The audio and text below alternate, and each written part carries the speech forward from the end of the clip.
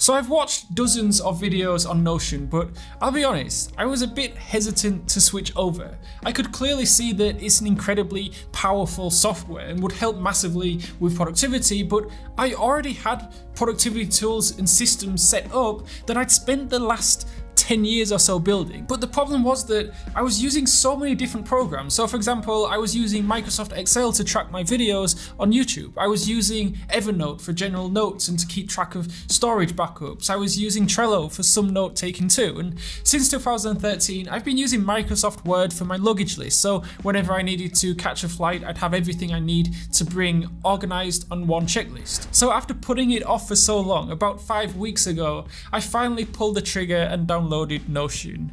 I consolidated all my systems into one software, and honestly, one of the best things that I've done this year in terms of productivity. So in this video, which Notion are kindly sponsoring, I'm going to go through my complete Notion setup that helps me maximize my productivity and streamline my workflow.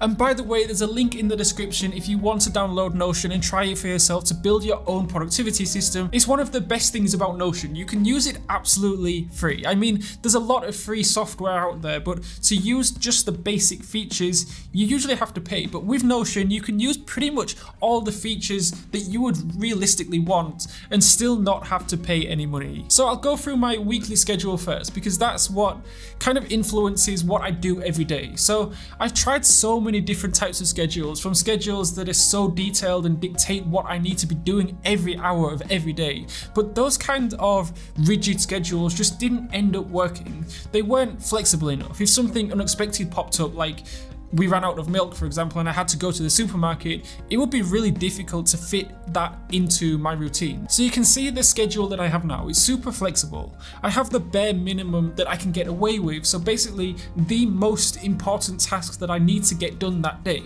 And batch production is a big part of my routine, so I'll do all my script writing on Saturday and Sunday, and filming is always on a Monday. All my social media is done on Tuesday, and when I finish with those tasks, usually in the afternoon or evening, I'll work on the lesser important tasks. I used to use Trello for my weekly schedule, but I'm finding that Notion is just so much more flexible. It works more seamlessly across all my devices, so whether I'm on my phone, my iPad or my laptop, I can still access everything on Notion. The second most important page of my Notion is my YouTube video tracker. Now, when I first started using Notion, I downloaded other people's templates, like other YouTubers' templates, but I ended up just creating my own, because for me at least, it was easier building a system up from scratch rather than trying to kind of shoehorn someone else's system in.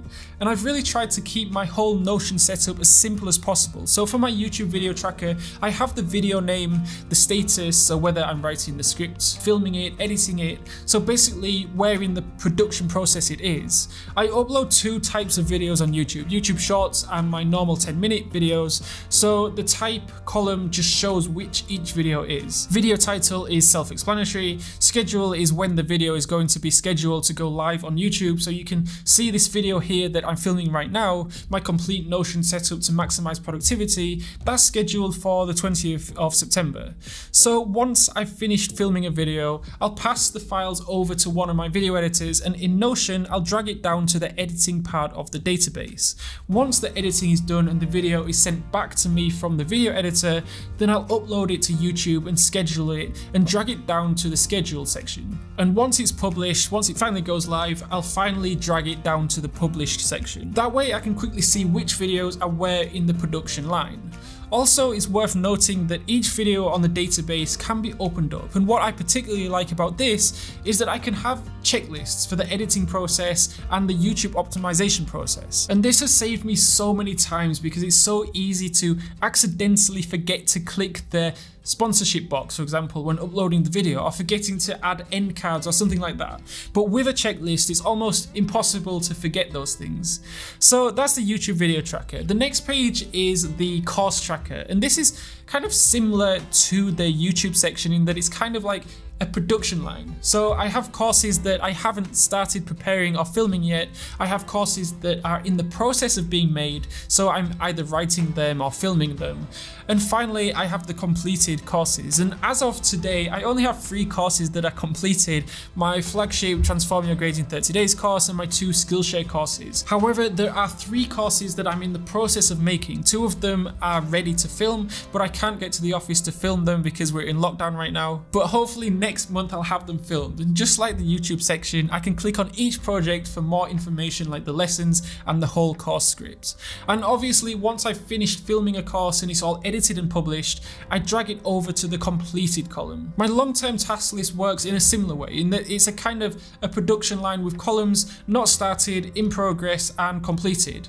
I also have these prioritized as low, medium or high because some tasks aren't that important. Like I've got to film 2 morning routine videos. It's not an important task because there's no real deadline. However, I have some short form sponsored videos to make and they're given high priority because I have strict deadlines for those. And I even have a reminder set up so Notion will remind me 1 week before the deadline is due. My studio checklist is a pretty basic checklist. Like I said earlier, I upload 2 types of videos on YouTube: YouTube Shorts and normal 10-minute videos, and the lighting and camera positioning is slightly different for each type of video, so this is just a reminder of what settings my lights and camera gear need to be. The next page is general notes. I have the links of my courses here because I get emails daily asking for them, and I used to have to go to open up Skillshare to find the link, then copy and paste that link over to the email.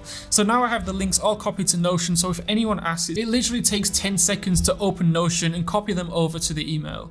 I just have all my random notes here, so my account information, which there's no sensitive data like usernames or passwords or anything like that, but I've hidden them when making this video just to be on the safe side. Then there's a list of countries that I've traveled to. I've not been on a plane in almost 2 years thanks to COVID, so that list is pretty stagnant now. And next is my luggage list. Like I said earlier, I used to use a simple Microsoft Word document, but Notion just does it so much better. I can tick each item off the list as I pack them and drag and drop things from the pack list to the don't pack list, and the asterisks after some of the items are things that need to be in a clear Ziploc bag if I go through airport security, because generally I don't tend to check luggage in. Then we move on to the storage backups. Now this probably won't make much sense to you, but it's one of the most important pages on my Notion. I think everyone should have backups of important files and data, particularly photos. I have pictures saved from 2007 from family holidays when we used to have a super old digital camera, and pictures on my first proper camera phone, a HTC One S back in 2012. Basically every file on my laptop, my iPad and my phone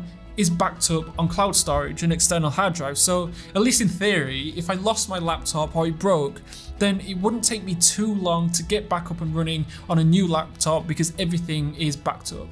So Notion has been amazing. It's been incredible. I've only been using it for like 4 or 5 weeks now, and I'm just scratching the surface with what it's capable of. Over the next year or so, I'm planning on building it out and bringing in my team to Notion so the production process and workflow just becomes that bit more streamlined. So I'll probably make another video in, I don't know, 6 months or a year maybe, because I'm sure that the whole system will have grown a lot more by then. It's also worth mentioning that usually I have Notion in dark mode, but for making this video I switched it back to light mode just so it's a bit easier and clearer for you guys to see. Also, one thing I noticed is that Notion is so customizable. I could literally spend hours and hours just tweaking things to make everything absolutely perfect, but it's strange because I use Notion as a productivity system to organize my life, but it's actually really easy to just waste hours trying to improve the system and making tiny changes to every last thing. So at some point you've just kind of got to step back and leave it be.